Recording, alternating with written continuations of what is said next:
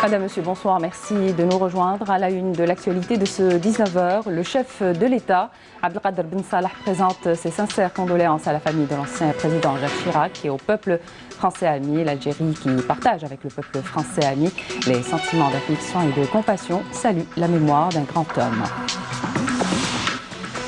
لقد تعهدنا أمام الشعب الجزائري بتوفير كافة الظروف الملائمة لإجراء انتخابات رئاسية وستكون بعون الله في الموعد. Troisième jour de visite du général de corps d'armée Ahmed Gaïd Salah, vice-ministre de la Défense nationale, chef d'état-major de l'armée nationale populaire en 3e région militaire. Dans une allocution d'orientation, le chef d'état-major a réitéré le serment de l'armée nationale populaire de réunir toutes les conditions idoines pour la tenue des élections présidentielles en garantissant tous les facteurs de sécurité et de quiétude pour que le peuple algérien puisse jouir de ses droits et exercer son devoir national. On revient ce soir en détail sur la réunion hier du Conseil du gouvernement sous la présidence du Premier ministre Nordine Bouhni, le Conseil qui a adopté la nouvelle lecture du projet de loi de finances 2020, une loi qui prévoit de nouvelles dispositions visant à booster l'investissement et encourager la création d'entreprises, notamment des jeunes, outre le recouvrement des droits de l'État. Et puis en prévision des prochaines élections présidentielles prévues le 12 décembre, l'opération de retrait des formulaires de souscription des signatures individuelles se poursuit au niveau de l'autorité nationale indépendante des élections. Bienvenue à tous. Tout d'abord, le chef de l'État, Abdelkader Ben Salah, présente ses sincères condoléances à la famille de l'ancien président Jacques Chirac et au peuple français ami. Le défunt président Jacques Chirac a fortement contribué au renforcement des relations entre les peuples algériens et français et œuvré à la promotion des valeurs de paix et de dialogue au niveau international, notamment dans la région du Moyen-Orient, a aussi relevé le chef de l'État dans son message. Avec sa disparition, la France perd une personnalité digne de respect qui a de tout temps veillé à la consolidation des relations bilatérales et à la mise en place d'un dialogue stratégique basé sur le respect et la confiance mutuelle. L'Algérie, qui partage avec le peuple français ami les sentiments d'affliction et de compassion, salue la mémoire d'un grand homme dont le parcours et les contributions à la nation française et à la région méditerranéenne ont permis d'asseoir les valeurs de paix et de sécurité dans le monde, conclut le chef de l'État. Je vous le disais en titre, troisième jour de visite du général de corps d'armée Ahmed Gaïd Salah, vice-ministre de la Défense nationale, chef d'état-major de l'armée nationale populaire en 3e région militaire, après avoir inspecté quelques unités du secteur opérationnel sud, Tindouf, et du secteur opérationnel centre, Bourj Aqid Lotfi, est tenu des rencontres d'orientation avec les cadres et les personnels de ces secteurs. Le général de corps d'armée a inspecté quelques unités du secteur de Béchar.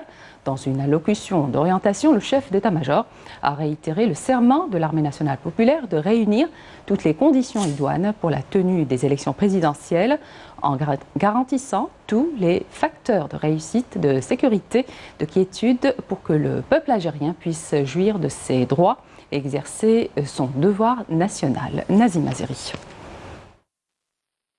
À l'entame et après la cérémonie d'accueil et en hommage au grand sacrifice consenti par les valeureux chouhadas de la glorieuse révolution de libération, le général de corps d'armée, accompagné du général-major Mustafa Smaili, commandant de la 3e région militaire, a observé un moment de recueillement sur l'âme du vaillant shahid Mustafa Ben Boulaïd, déposé une gerbe de fleurs devant la stèle commémorative et récité la Fatiha sur son âme et sur celle de nos valeureux chouhadas. À l'issue, le général de corps d'armée, accompagné du général-major Mustafa Smaili, commandant de la 3e région militaire, a visité la 40e division d'infanterie mécanisée, où il a suivi, après la cérémonie d'accueil, un exposé global présenté par le commandant de cette grande unité.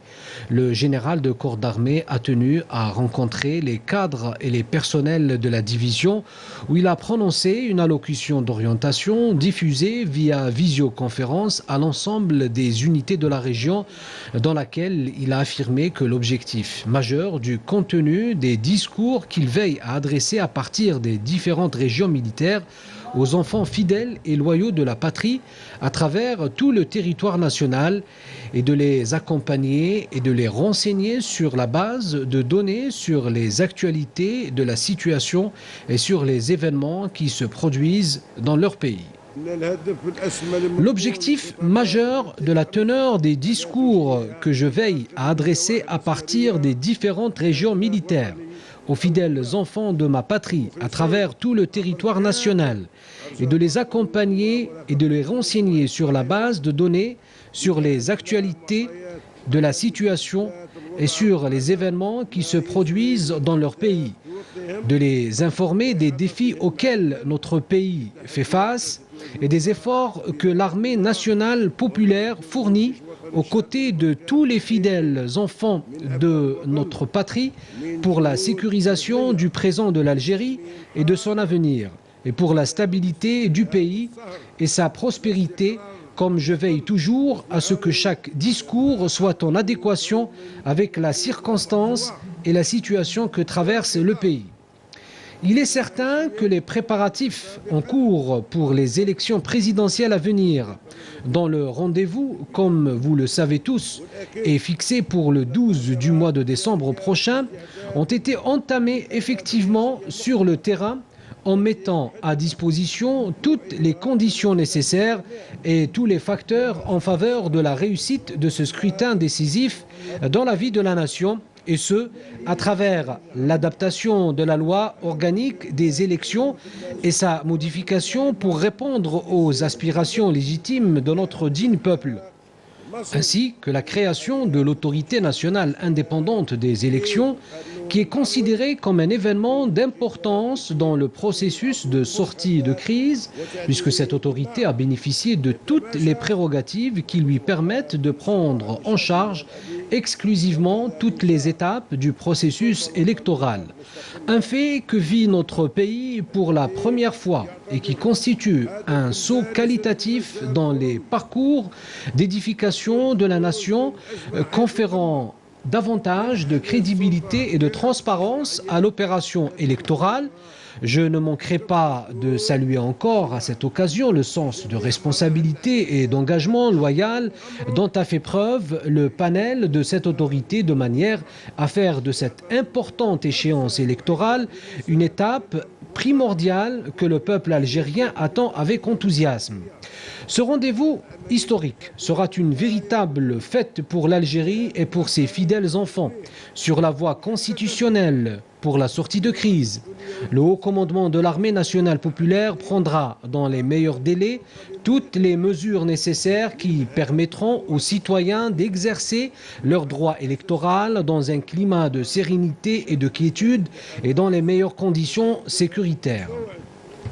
C'est dans cette optique précisément que se manifeste notre attachement à la voie constitutionnelle, notre engagement au respect total des lois républicaines et notre ligne de conduite dont nous ne dévierons jamais, quelles que soient les circonstances, car il s'agit de la seule voie sûre vers la concrétisation des grandes aspirations escomptées dont dépend l'avenir du pays. Le général de corps d'armée a précisé que la voie nationaliste ne convient pas à la horde qui tente par tous les moyens d'entraver ce processus électoral qui demeure la clé de voûte pour résoudre la crise que traverse notre pays et que le peuple algérien, conscient de son intérêt et de celui de son pays, ainsi que de l'ampleur des défis rencontrés, saura comment agir lors de ce scrutin national décisif et relever ce défi à travers une participation forte et massive dans cet effort nationaliste constructif. Cette voie nationaliste qui ne convient pas à la horde qui tente par tous les moyens d'entraver ce processus électoral demeure la clé de voûte pour résoudre la crise que traverse notre pays. Tous ceux qui se mettront en travers de cette solution constitutionnelle et de la revendication populaire ou qui œuvrent à faire obstacle à ce processus national vital, sous quelque forme que ce soit, trouveront une sanction juste et rigoureuse, voire dissuasive, conformément à la loi, car il n'y a pas de place pour les manigances quand il s'agit de l'intérêt suprême du pays. Dans ce cadre, nous sommes parfaitement convaincus que le peuple algérien, conscient de son intérêt et de celui de son pays, ainsi que de l'ampleur des défis rencontrés, saura comment agir lors de ce scrutin national décisif et comment relever le défi à travers une participation forte et massive dans cet effort nationaliste constructif, en s'acquittant de son devoir national en toute liberté et transparence, dans un climat empreint de conscience profonde de l'importance de cet événement et de son rôle primordial dans la réalisation des espoirs des millions de valeureux chouhadas et des ambitions des générations de l'indépendance. L'attachement de l'armée nationale populaire à atteindre ses aspirations légitimes est un attachement digne et engagé qui nous est dicté par les prérogatives constitutionnelles explicites qui incombent à nos forces armées. Dans ce cadre, précisément, l'importance que nous accordons au soutien de toutes les institutions de l'État et à leur accompagnement ainsi qu'à la mise à disposition de toute forme d'appui à l'autorité nationale indépendante des élections. Le général de corps d'armée a réitéré le serment de l'armée nationale populaire de réunir toutes les conditions idoines pour la tenue des élections présidentielles en garantissant tous les facteurs de sécurité et de quiétude pour que le peuple algérien puisse jouir de son droit et exercer son devoir électoral. Nous avons fait le serment devant le peuple algérien de réunir toutes les conditions idoines pour la tenue des élections présidentielles et nous serons, avec la volonté d'Allah le Tout-Puissant, au rendez-vous, en garantissant tous les facteurs de sécurité et de quiétude pour que le peuple algérien puisse jouir de son droit et exercer son devoir électoral à travers la maîtrise effective sur le terrain et le déploiement total et étudié des différentes forces de sécurité sur tout le territoire national à même de sécuriser entièrement les élections présidentielles pour être un fruit mûr et honorable, à même de prendre en charge la concrétisation de la revendication populaire insistante à travers l'élection d'un président de la République qui jouit d'un fort soutien populaire lui permettant de s'acquitter de ses grandes responsabilités constitutionnelles. Il s'agit d'une responsabilité d'extrême importance en parfaite adéquation avec les aspirations légitimes du peuple algérien qui sera sans nul doute à la hauteur de la grandeur de l'Algérie et de son histoire nationale riche de hauts faits et de gloire. À l'issue, le général de corps d'armée a écouté les interventions des cadres et des personnels de la région qui ont réitéré leur permanente disponibilité à faire face à tout éventuel risque, quelle que soit sa nature.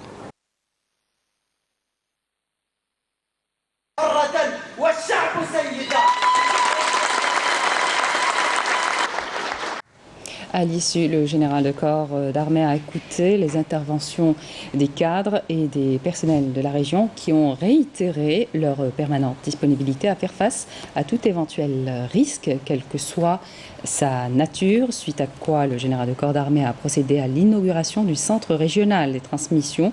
Il a suivi un exposé sur ce pôle technologique vital qui assure toute formation de télécommunications au profit de l'ensemble des unités de la région et avec une haute technologie de pointe grâce aux services de télécommunications de nouvelle génération, comme il a visité les différentes structures du centre en adressant ses félicitations aux cadres et personnels du centre pour cette importante réalisation. Le général de corps d'armée a présidé ensuite une séance de travail au niveau du siège du commandement de la région, regroupant le commandement des états-majors de la région, des commandements des secteurs opérationnels, les responsables des différents services de sécurité, les directeurs régionaux, où il a suivi un exposé global sur la situation générale dans la région, présenté par le commandant de la région. Ensuite, le général de corps d'armée a prononcé une allocution d'orientation suivie par les cadres des secteurs opérationnels et des unités via visioconférence, à travers laquelle il a mis l'accent sur l'importance vitale de cette région et sur le rôle majeur de ces unités implantées à travers le territoire de compétences dans la sécurisation du pays. tout en insistant sur l'effort de préparation devant être consenti pendant la nouvelle année de préparation 2019-2020, en exhortant l'ensemble à traverser l'État prêt à son plus haut niveau et à veiller à la bonne préparation et instruction des personnels et des unités de la manière la plus optimale et telle qu'elle a été planifiée pour que nos forces armées demeurent toujours détentrices des facteurs de maîtrise leur permettant de s'acquitter de leur noble mission. Et avec nous sur le plateau, M. Moukhtar Saïd Mdiouni. M. Mdiouni, bonsoir. Vous êtes officier supérieur à la retraite. Merci d'être avec nous ce soir.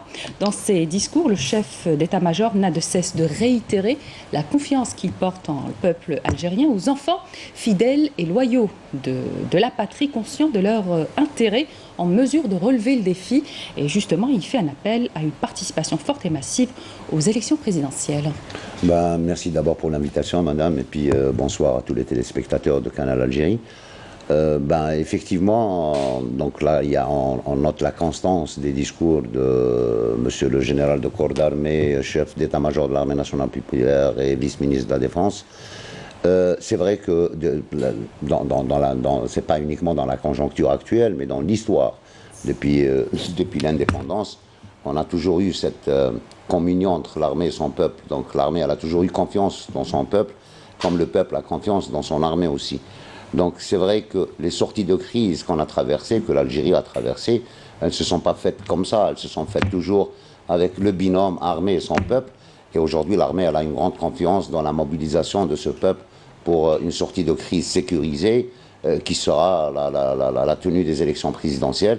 Et moi, je l'ai dit plusieurs fois, on est conscient d'une chose, c'est que la majorité des Algériens avides de justice et avides d'amour et de paix pour ce pays vont aller en masse pour réussir ces élections.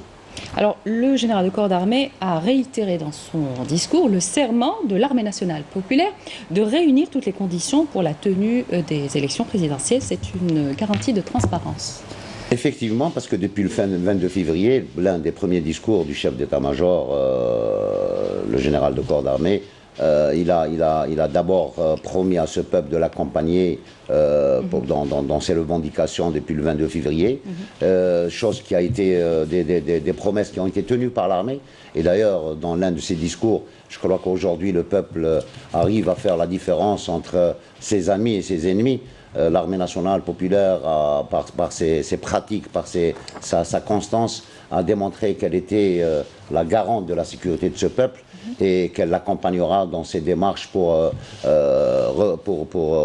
retrouver l'ensemble des revendications qui ont été posées depuis le 22 février. Donc c'est vrai que l'armée, depuis le début, elle est à côté de son peuple et elle va l'accompagner encore jusqu'à ce qu'il sorte de cette crise par l'élection présidentielle en sécurisant l'ensemble des parcours jusqu'à la tenue de ces élections le 12 décembre. Et l'armée qui aujourd'hui réaffirme encore une fois qu'elle n'a aucune ambition politique.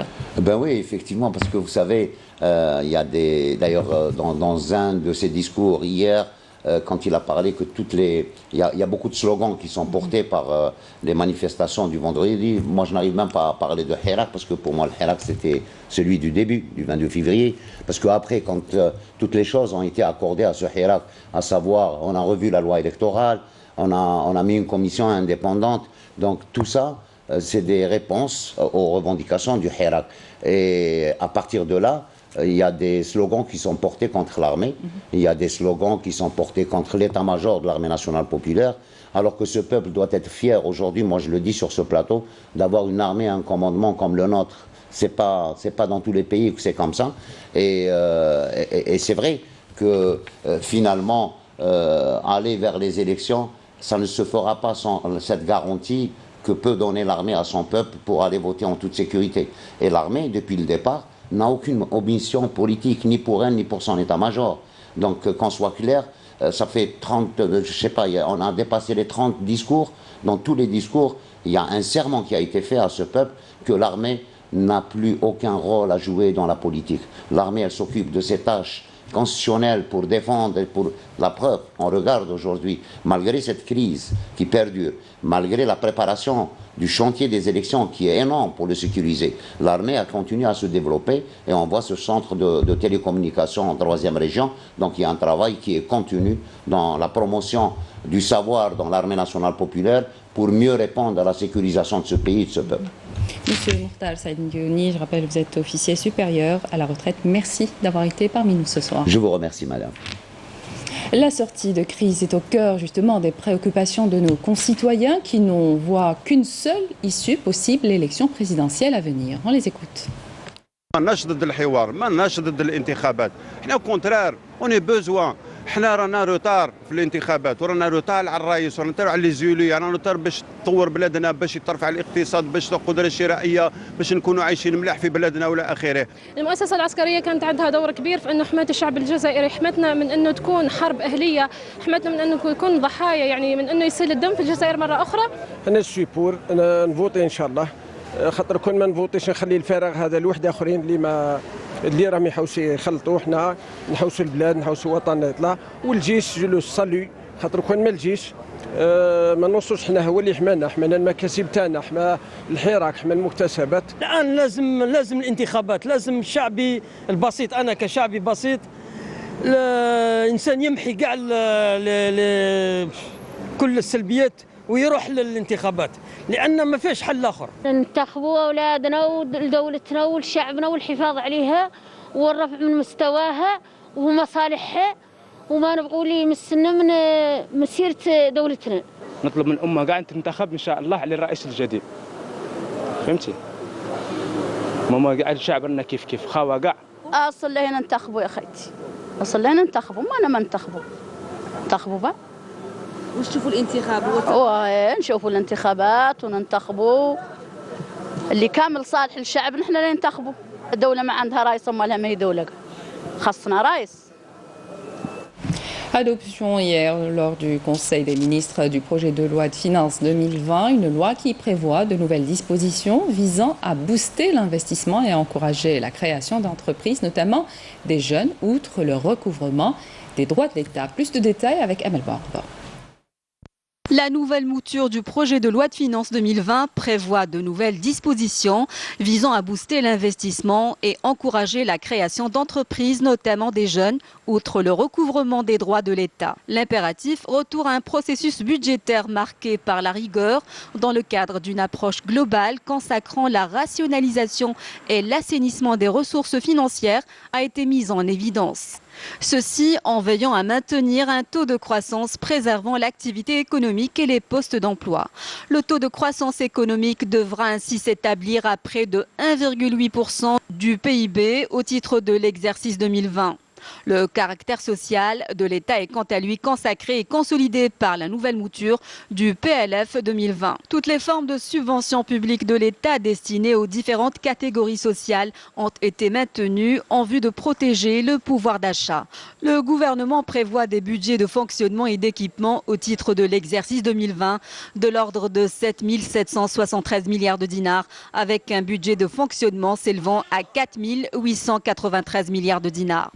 Ce niveau de dépenses courantes devra préserver les dépenses incompressibles telles que les salaires, les charges de la sécurité sociale et celles relatives au bon fonctionnement des structures publiques ainsi qu'à la prise en charge des besoins sociaux des catégories vulnérables. Pour ce qui est du budget d'équipement, les prévisions pour cette année interviennent dans un contexte de réforme structurelle, de maîtrise et de rationalisation des dépenses publiques. Les dépenses d'équipement avoisinent 2 880 milliards de dinars. Les recettes prévues de l'État au titre de l'exercice 2020 s'élèveront à 6 239,7 milliards de dinars, soit une baisse de 7,72% par rapport à la clôture de l'exercice 2019. Les recettes fiscales ordinaires s'élèveront à 8,6% pour atteindre l'équivalent de 3 030 milliards de dinars. En revanche, la fiscalité pétrolière devra atteindre les 2 200,3 milliards de dinars contre 2714,7 milliards de dinars au titre de l'exercice 2019. Le déficit budgétaire se situera à hauteur de 1533,4 milliards de dinars, soit 7,2% du PIB global. Le solde global du Trésor devra ainsi se situer autour de 2435,6 milliards de dinars, soit 11,4% du PIB. Les besoins en financement estimés à 2010,6 milliards de dinars seront couverts à travers le recours aux ressources internes ordinaires. Parmi les principales dispositions juridiques et fiscales proposées dans le cadre du PLF 2020 figure l'adoption de mesures incitatives et de facilité d'ordre fiscal au profit des start-up qui activent dans le domaine de l'innovation et des nouvelles technologies. Elles bénéficieront d'exonération de l'impôt sur les profits et de la TVA. Il a été proposé également la création de 4 types de zones industrielles sur le territoire national qui seront des incubateurs notamment pour les start-up. Et afin de rationaliser les dépenses publiques, la gestion et l'exploitation des structures publiques de proximité ont été confiées aux entreprises et aux jeunes porteurs de projets et d'idées. Pour améliorer le climat des affaires, il a été procédé à la levée des contraintes énoncé dans le cadre de la règle 49-51 appliquée sur les investissements étrangers en Algérie concernant les secteurs non stratégiques. Parmi les nouvelles dispositions du texte de loi, celles portant sur la diversification des ressources de financement de l'économie à travers un éventuel recours de manière sélective au financement extérieur auprès d'institutions financières internationales de développement en vue de financer les projets économiques structurels et rentable. Outre l'élargissement de la règle fiscale, notamment à travers le renforcement des impôts et taxes sur la fortune et les biens. Autre mesure prévue, l'autorisation accordée aux citoyens leur permettant d'importer des véhicules touristiques d'occasion équipés d'un moteur à essence de moins de 3 ans à leurs propres frais, moyennant paiement des droits et taxes légales, et ce, dans le respect des normes de protection de l'environnement. Et afin de réduire au maximum le déficit budgétaire, il a été décidé de mettre en place des mécanismes permettant de recouvrer tous les impôts, taxes et droits au profit du Trésor et des collectivités locales. D'autre part, et en vue de sauvegarder la production nationale, il est question d'astreindre les agriculteurs ayant bénéficié de subventions de l'État dans le cadre de leurs activités à acquérir le produit national local en matériel agricole. Les ministres des Finances, de l'Industrie et de l'Agriculture ont été ainsi chargés de prendre les mesures nécessaires pour la mise en œuvre de cette décision. La réunion du gouvernement a été également consacrée à la présentation d'une proposition de réforme de la gouvernance des banques publiques nationales. Le gouvernement a approuvé par ailleurs un projet exécutif portant création d'organisation et fonctionnement d'un commissariat aux énergies renouvelables et à l'efficacité énergétique. Amel Bouarba. Outre l'adoption de la nouvelle mouture du projet de loi de finances 2020, le Conseil du gouvernement a approuvé un projet de décret exécutif portant création du commissariat aux énergies renouvelables et à l'efficacité énergétique, comme il a eu aussi à examiner une proposition de réforme de la gouvernance des banques publiques nationales. La réforme de la gouvernance concerne la professionnalisation des conseils d'administration des banques publiques par l'intégration de membres indépendants choisis sur la base de leur professionnalisme, de leur maîtrise des services bancaires, financiers et économiques et de la technologie numérique, tout en séparant le rôle du conseil d'administration de celui de directeur général exécutif chargé de la gestion opérationnelle de la banque. Il s'agit également de développer des systèmes efficaces de contrôle des performances financières de l'État et de renforcer la transparence et la production de données sur les politiques de développement. Enfin, le gouvernement a adopté un projet exécutif portant création, organisation et fonctionnement d'un commissariat aux énergies renouvelables et à l'efficacité énergétique. Il est question ainsi d'un nouveau mécanisme gouvernemental qui vise à impulser l'utilisation des énergies renouvelables et atteindre l'efficacité énergétique dans notre pays. Il sera chargé de mettre en place la stratégie nationale dans ce domaine et de garantir sa mise en œuvre, son suivi et son évaluation à travers une coordination plus efficace entre les différents intervenants. En prévision des prochaines élections présidentielles prévues le 12 décembre, l'opération de retrait des formulaires de souscription des signatures individuelles se poursuit au niveau de l'autorité nationale indépendante des élections. Jazia Bayou. 79 postulants à la candidature pour la présidentielle ont procédé jusqu'à présent au retrait des formulaires de souscription des signatures. Une opération qui s'effectue au niveau de l'autorité nationale indépendante des élections. إقبال كبير غير منتظم ما كناش ننتظر أن في 5 أيام نوصل إلى 79 مترشح ومترشحة وهذا نعتبره في مازال عندنا شهر أمامنا ووصلنا إلى 79 معناها أن الحصيلة سترتفع والمسجلين أو الراغبين في الترشح سيزداد. L'autorité indépendante a procédé également à la nomination des délégués de wilaya ainsi qu'à la révision des listes électorales au niveau des daïras. الآن انتقلنا من المرحلة الأولى الآن المرحلة الثانية وهي تنصيب يعني ممثلي السلطة على مستوى الولايات. والآن اللجنة المكلفة بهذه العملية انتهت من كل هذه القوائم على مستوى جميع الولايات وستبدأ في الساعات القليلة إن شاء الله القادمة في التنصيب على مستوى الولايات لتشرع هي بدورها على مستوى البلديات وتنطلق على بركة الله العملية. Afin de faciliter l'opération de retrait des formulaires, l'autorité indépendante a permis aux personnes assermentées de contribuer à l'opération de distribution et d'égalisation des formulaires de souscription des signatures. Le ministre des Affaires étrangères, Sabri Bokadoum, a eu une intense activité à New York en marge des travaux de la 74e session de l'Assemblée générale de l'ONU.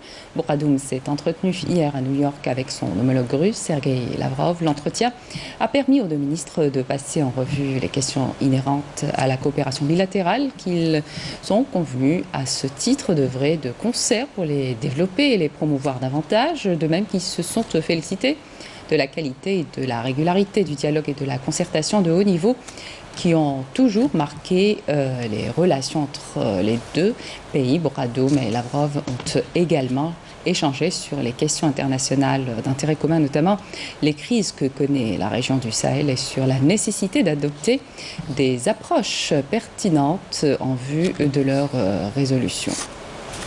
On reste à New York où le ministre des Affaires étrangères s'est entretenu hier avec son homologue libyen, Mohamed Tahar Siala. Les deux ministres ont évoqué la situation qui continue de prévaloir dans ce pays voisin et ont noté avec satisfaction l'entière convergence de leur vision quant à l'impératif d'une solution et l'importance de prendre des mesures concrètes pour conforter cette vision. Les deux ministres ont en outre mis en exergue l'importance d'associer les parties libyennes et les pays voisins à toute démarche s'inscrivant dans la perspective de la solution politique et du rôle que pourrait jouer l'Union africaine dans ce cadre. Le chef de la diplomatie algérienne s'est également entretenu avec le président de la Commission de l'Union africaine, Moussa Mohamed Faki. Les deux parties ont souligné d'une commune voix l'importance primordiale pour l'Union africaine de jouer le rôle central qui lui revient dans le règlement des crises que le continent africain continue d'éprouver.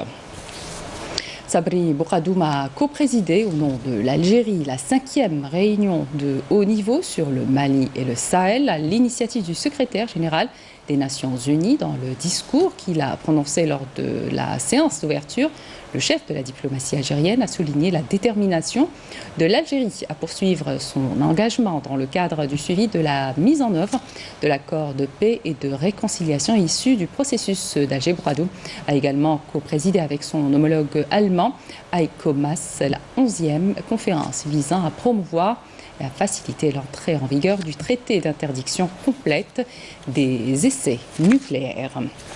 Dans l'actualité également et dans le cadre de la coopération et l'échange d'expériences entre le ministère de la Défense nationale et l'Organisation pour l'interdiction des armes chimiques et au nom du général de corps d'armée, vice-ministre de la Défense nationale, chef d'état-major de l'armée nationale populaire Ahmed Gaïd Salah, le général-major Awra Salah a présidé aujourd'hui les travaux de clôture du séminaire sur les aspects liés à l'application des obligations de l'article 6 de la Convention d'interdiction des armes chimiques.